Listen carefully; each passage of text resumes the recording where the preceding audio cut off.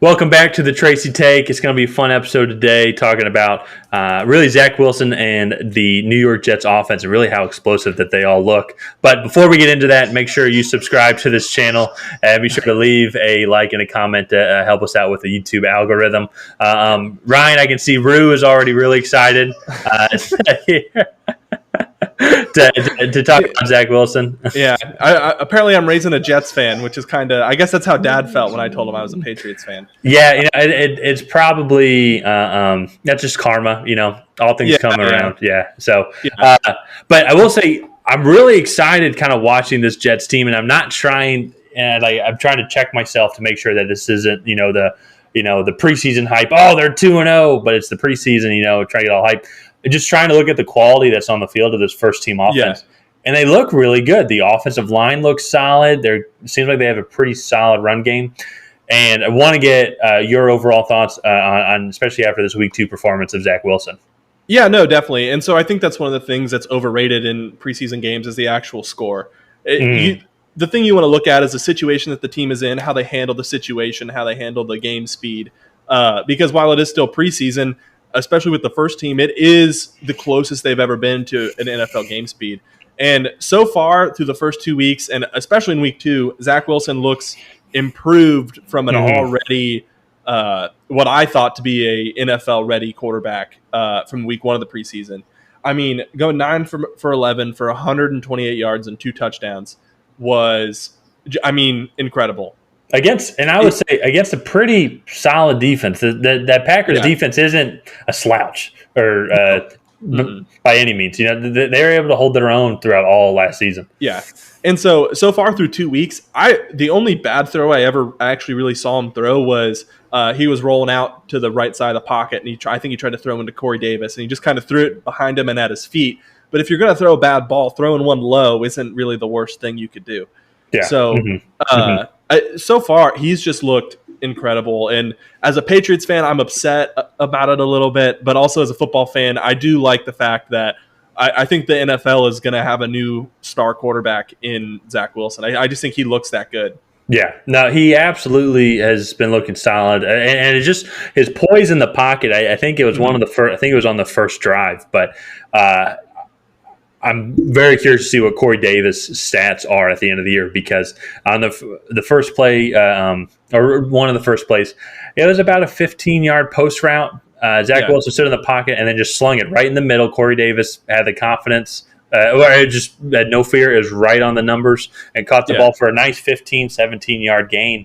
And it just seems so easy. It just seems so seamless. He's able to move the ball. He's got such control of that offense. It really is going to be exciting to watch to see him develop. But one of the things I think that really stood out to me in this game was how good the offensive line looks. It seems like Mikhail Becton and it seems like Elijah Vera Tucker are doing a good job on that offensive line, protecting him. It seems like they're getting good reps, but it also seems like the guys that are coming in and playing are also providing him a lot of good protection as well, such as George Fant. And if they can keep him standing and keep him have a clean pocket where he can make his reads, this offense is going to be deadly. And especially with how weak the defense is going to be and the loss of Carl Lawson. And I know we just talked about that in our previous video.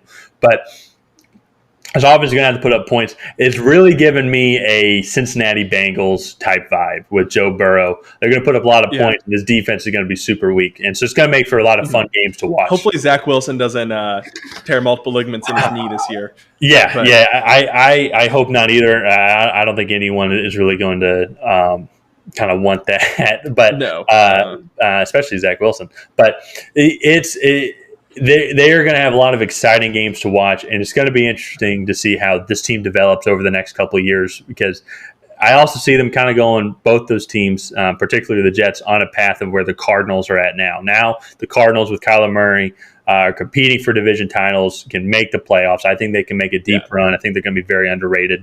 And the Jets are just at that place now. They're going to be a fun, young, exciting team to watch. They're going to make a lot of mistakes, but can pull off a lot of upsets, though, this year, I feel.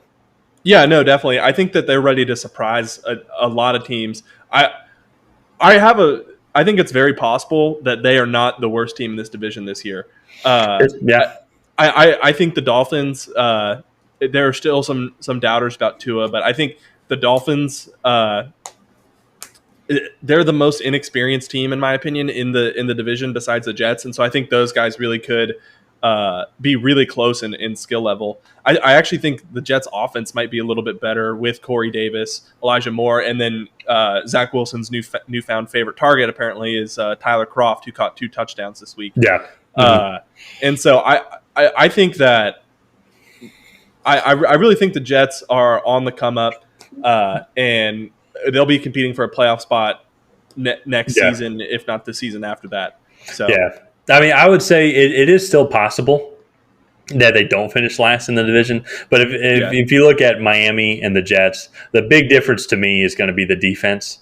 They both still have relatively weak offensive lines. I think the Jets' offensive line, you could argue, actually has been performing a little bit better than Miami's offensive line. But the biggest thing for the Jets is going to be the defense, and that's where they're going to rely so heavily on the offense to put up points. And you see the performance that Corey Davis has been having so far. You've got a big tight end in Tyler Kroft. You still got Jameson Crowder and Denzel Mims. And it seems like the running game is improving with Michael Carter looking like he's going to have a majority of the carries so far. That's still kind of up in the air, but it does seem like they're going to have mainly a running back by committee. With Michael Carter, it seems like he's kind of leading the way. But that's also still preseason, so who's really to say on that's something we'll evaluate after week 9 when we're halfway through the season. But this offense is looking scary, and Zach Wilson is looking poised to be the best rookie this year out of all the rookie quarterbacks. On your opinion, so if you are, let's say you're starting a new franchise and you're a GM. How many quarterbacks right now would you take over Zach Wilson? What do you mean? Are you talking about drafting, or are you talking about No. Like in the NFL right now, starting quarterbacks. If you were going to start a new franchise, is he, besides for like the obvious like Patrick Mahomes, maybe even Russell Wilson, is he one of the guys that you think is going to be like one of the, like if you were starting a franchise, is he a guy that you would want back there? Is he like one of the top guys you would pick to start a franchise with? Oh yeah, absolutely. Yeah, if I'm starting a young team, I would get a very athletic, mobile, smart quarterback similar that like Zach Wilson, and then put in front of him veteran offensive lineman. That way, then he has protection and he can build that confidence. And his mistakes, he can learn from his mistakes that are from his own doing, not from a weak offensive line and he's having to rush passes, so to say. Yeah. So I asked that because I'm trying to sit here and think about other quarterbacks in the league that I would, if I was starting a franchise, who I would rather have. And other than Patrick Mahomes, I really can't think of one. Like, even as a Patriots fan, I'm very excited about Mac Jones, and I think Mac Jones looks really impressive. But I think Zach Wilson is all of what Mac Jones is so far, and then more athletic with a stronger arm. And so I just think the Jets they've really found a gem here. And granted, they took him 2nd overall, so it's not like they found him late. But I just think that the Jets are going to be set up so well in the future with Zach Wilson. Well, it's when you're building a franchise like this, it's you have to look at all the pieces that will make a winning team. And as I kind of already mentioned this, if the offensive line can stay where they're at and continue to build from there, then Zach Wilson will have success. One of the issues with Sam Darnold, I mean, we could debate on Sam Darnold's skill level, but it's without any. I don't see anyone arguing about the greatness of that offensive line, because it was not great at all. The one that was in front of Sam Darnold. So if you don't have a good offensive line that you can kind of help your franchise quarterback build around and grow from there, then no quarterback's going to have success. Same with the running back or any talented wide receiver, so to say. So it really is a team effort, and that's kind of the beauty of football. But when you're starting from a quarterback perspective, I would want to take Zach Wilson because it seems like he has all the tools and all the attributes. You would have to throw Trevor Lawrence in there as well, I feel like, because that's what Jacksonville's also doing. Trevor Lawrence, I think, is going to be more of the steady quarterback. I don't think he's going to be as flashy as Zach Wilson, but I think Zach Wilson has potential to be greater than Trevor Lawrence. So yeah. But I think that's going to do it for this episode of the Tracy Take. If you have not already, go ahead and like and subscribe for that YouTube algorithm, and leave us a comment down below. Let us know what you think of our episode, and if you like what we said, go ahead and tell us. And if not, we love to hear feedback. So thank you guys, and make sure to come back for another episode.